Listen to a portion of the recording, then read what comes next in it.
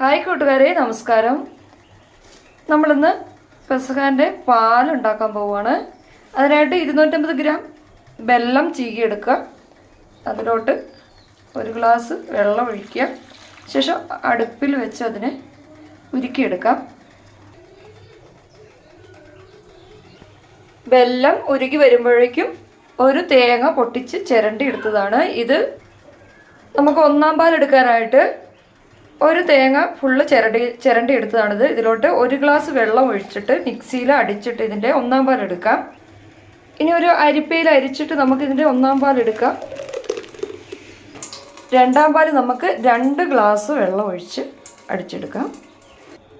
നമുക്കൊരു 6 ഏലക്ക, 1 ടീസ്പൂൺ ജീരകം, 1 ഇഞ്ച് നീളമുള്ള ചുക്കിൻ്റെ പീസ്, ഇവ ഇച്ചിരി പഞ്ചസാര ഇട്ടിട്ട് മിക്സിയിലൊന്ന് അടിച്ചെടുക്കാം. ഏലക്കയുടെ തൊലി ഇടാൻ പാടില്ല. തൊലിയിൽ ഒരുപാട് കീടനാശിനികൾ അടിക്കുന്നതാണ്. അതുകൊണ്ട് തൊലി പൊളിച്ച് കളഞ്ഞിട്ടേ മിക്സിയിൽ പൊടിച്ചെടുക്കാവുള്ളൂ. നമ്മൾ പെസഹാൻ്റെ പാല് കാച്ചുന്നത് പുതിയ ചട്ടിയിലാണ്. ഞാൻ ഇന്നലെ വാങ്ങിക്കൊണ്ട് വന്ന ചട്ടിയാണ്. ഇതിലോട്ട് ആദ്യം രണ്ടാം പാൽ ഒഴിച്ചു കൊടുക്കാം.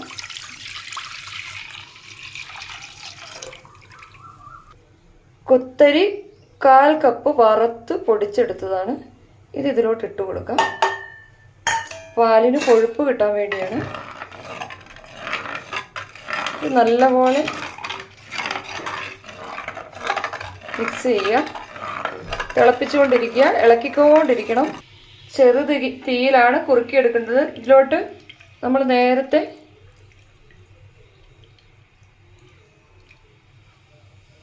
തയ്യാറാക്കി വെച്ച ശർക്കരപ്പാനി ഒഴിച്ചു കൊടുക്കാം.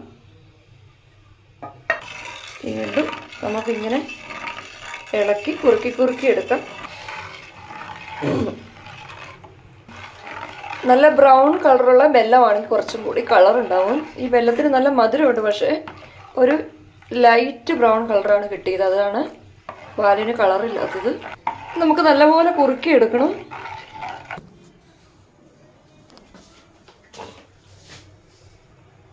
ഇനി നമ്മുടെ ഏലക്ക, ചുക്ക്, ജീരകമൊക്കെ പൊടിച്ച് വെച്ച് ഇതിലോട്ട് ഇട്ട് കൊടുക്കാം.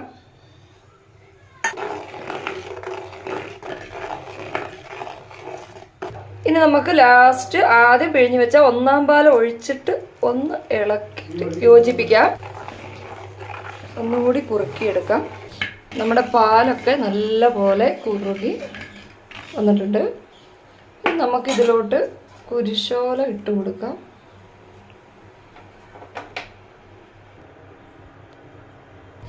നമ്മുടെ പാല് റെഡി.